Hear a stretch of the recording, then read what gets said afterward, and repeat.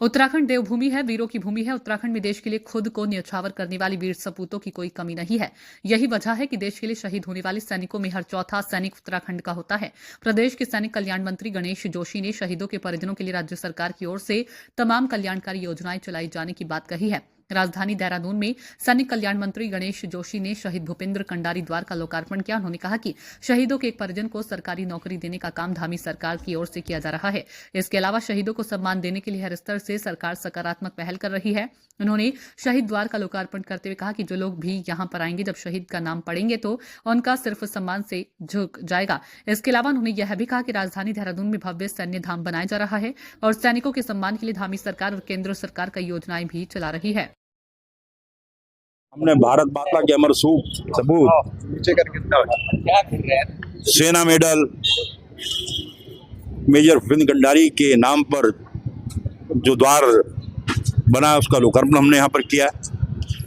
इससे पूर्व मुझे याद है जब ये शहीद हुए थे, चौक का नाम हमने रखा था, उसमें जनरल खंडूरी सीएम थे, मैं उनको लेकर यहाँ पर आया था, क्योंकि शहीदों का सम्मान करना हर देशवासी का कर्तव्य है।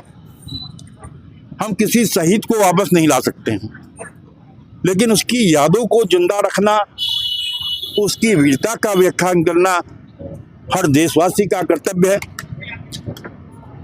और हमारी चाहे दिल्ली की सरकार हो, चाहे धामी जी की सरकार हो, इस काम को कर रही है। जब लोग यहाँ से गुजरेंगे, इस द्वार से निकलेंगे और शहीद के द्वार पर उसका नाम पढ़ेंगे, तो शहीदों के सम्मान में उसका सर झुकेगा। तो इस शहीद के लिए सच्ची श्रद्धांजलि होगी। मैं दिल की गहराइयों से उस महान नायक को नमन करता हूँ, क्योंकि ये वीरों की भूमि है। देश की सेना का 17.5 वर्ष की पूर्ति हमारा छोटा सा राज्य करता है। देश की रक्षा करने वाला हर 5वां सैनिक हमारे उत्तराखंड से होता है, और हम लगातार सैनिकों के कल्याण के लिए काम कर रहे हैं। एक विशाल सैन्य धाम हम बनाने जा रहे हैं।